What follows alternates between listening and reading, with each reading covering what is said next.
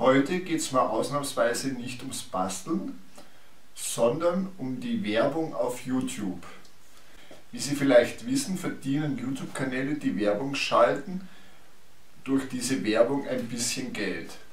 Und zwar im Schnitt pro Aufruf circa 1/1000 Euro. Also extremst wenig. Allerdings wird diese Werbung nur ausbezahlt, falls der Zuschauer die Werbung auch ansieht. Wenn man die Werbung wegklickt, verdient der Videoersteller nichts und der Werbetreibende muss auch nichts dafür bezahlen. Die meisten Videos, die ich selbst ansehe, sind eigentlich aus meiner Abo-Liste, und obwohl ich einen Adblocker, also einen Werbeblocker installiert habe, habe ich den auf YouTube ausgeschaltet, damit ich die Leistung des Videoerstellers honorieren kann.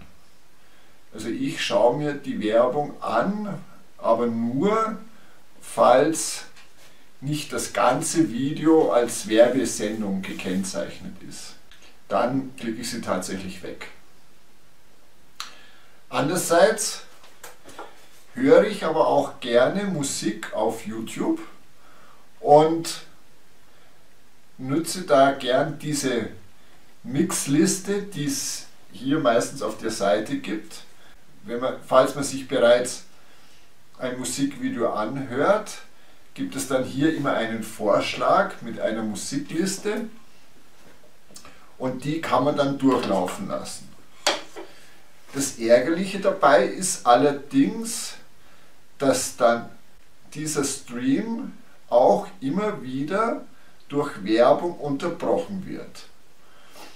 Und das kann man mit einem kleinen Trick umgehen, denn wie gesagt, der Werbetreibende muss nur zahlen, wenn der Zuschauer die Werbung sich auch ansieht.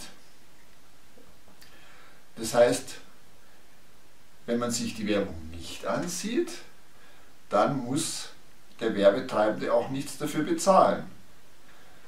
Jetzt stellt man sich die Frage, kann YouTube überhaupt wissen, ob ich mir die Werbung ansehe oder nicht? Und in der Tat, das geht. Und zwar, wenn Sie so einen Musikstream starten, dann werden Sie vermutlich als allererstes mal eine Werbung sehen. Die können Sie wegklicken, aber dann können Sie einfach ein neues Tab öffnen und die Musik im Hintergrund laufen lassen. YouTube weiß, dass dieser Tab im Hintergrund ist und dass den auch jetzt niemand sehen kann. Und weil ihn niemand sieht, liefern Sie auch keine Werbung aus. Und wenn Sie keine Werbung ausliefern, muss der Werbetreibende auch nichts bezahlen und Sie bekommen auch keine Werbung. Das heißt, dieser Musikstream wird nicht durch Werbung unterbrochen und Sie können stundenlang Musik hören, ohne mit Werbung belästigt zu werden. Also es ist ganz einfach, starten Sie den Musikstream und wechseln Sie in einen anderen Tab, der dann im Vordergrund ist. Da können Sie Ihre E-Mails lesen oder was auch immer tun. Und im Hintergrund läuft die Musik, die Sie nicht sehen, aber bei Musik ist das ja nicht so wichtig.